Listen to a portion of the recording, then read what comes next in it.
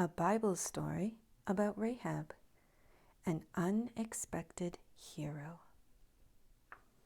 by Rachel Spier Weaver and Anna Haggard. Illustrated by Eric Elwell.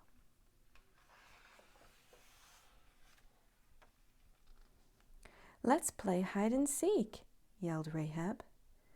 Growing up in the big, bustling city of Jericho, Rahab knew every inch and corner of its streets and marketplaces, and all the hiding spots along Jericho's wall. "You're it," she said, tagging her eldest brother. Grabbing her little sister's hand, Rahab rushed with her sister through the city streets to find a hiding spot. Suddenly, Rahab saw a small, tight space in the wall. Only one person could fit. Should Rahab take it or give it to her sister? "Hide," Rahab instructed her sister, giving up her hiding space. But Rahab didn't have time to hide. "Got you," said her oldest brother. With eyes gleaming, he asked, "Now, where's our sister?" Rahab would never tell where her sister was hiding. She always protected her siblings. As she grew up, Rahab began spending time with people who didn't love her and who treated her poorly. She made a lot of bad choices. Rahab wanted desperately to change her life. One day, from her home deep in the city wall, Rahab spotted two young travelers. "They look like Israelites," she said. Everyone in Jericho was talking about the people of Israel. Their God loved them and did mighty miracles, like parting the Red Sea and leading them to a new land. Rahab wondered, could the God of the Israelites love me too? Suddenly, the two men were at her door. She peeked out. "Tell me honestly, are you Israelites?" she asked. The strangers wondered whether to trust Rahab. The taller man nodded. "Yes, God told us this land will be ours, and we are here to explore it," he whispered. Rahab knew the king of Jericho would not be pleased the Israelites were staying in the city, and he would want to capture them. Taking a deep breath, Rahab made a big decision, one that would change her life. "Come quickly!" Rahab pulled them into the house. She scanned the room for places to hide. Behind water jars? Under blankets piled for sleeping? In the storage room? Then she spied the ladder to the roof. "No one will look there," Rahab thought. She led the spies through the roof's trap door and hid them under flax laid out to dry. But Rahab wasn't the only one who had seen the spies.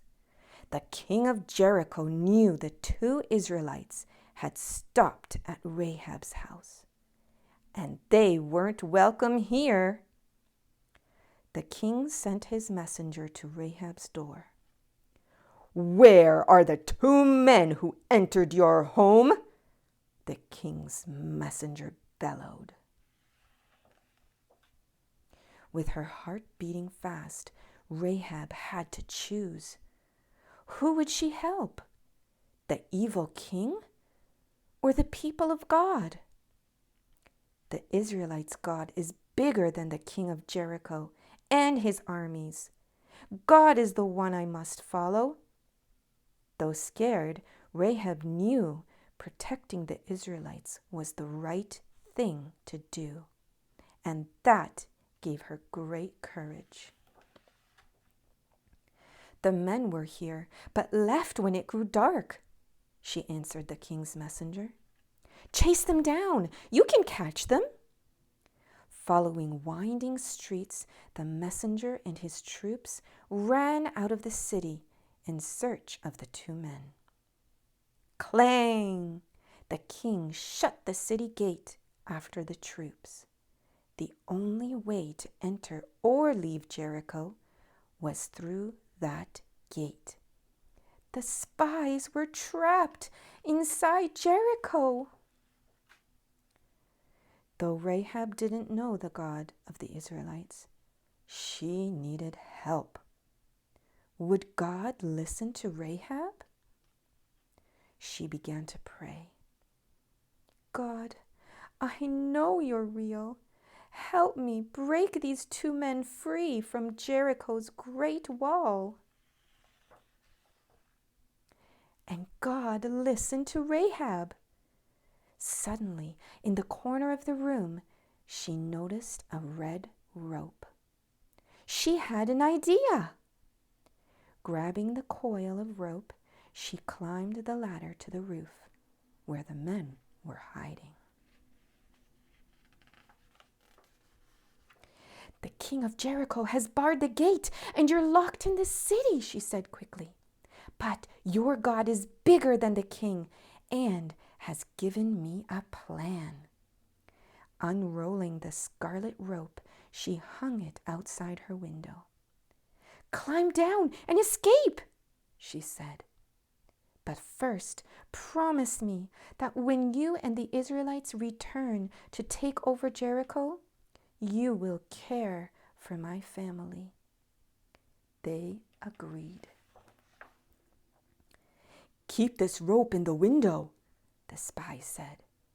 "That way we will recognize your house and your family will be saved." And with that, they were gone. Sometime later, the Israelite army surrounded the city of Jericho. They marched around its thick wall once a day for 6 days. On the 7th day, God told the Israelites to march around the city 7 times. During the 7th time, they blew horns and shouted at the top of their lungs. Inside the wall, Rahab covered her ears. The noise was so loud.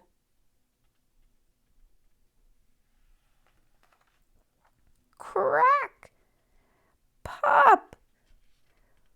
Boom!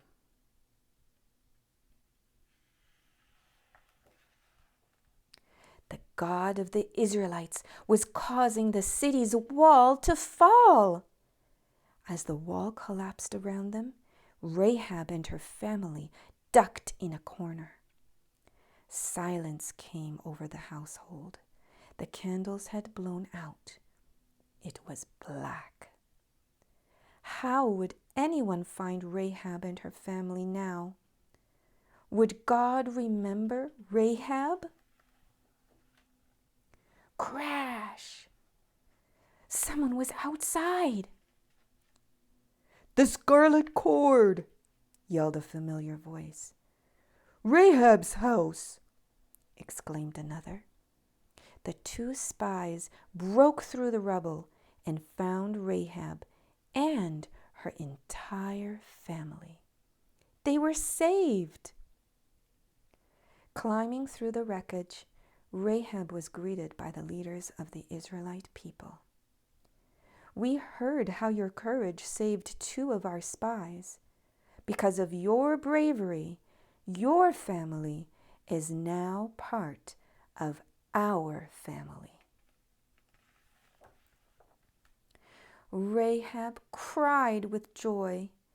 God had given her a new home, a new people, a new beginning.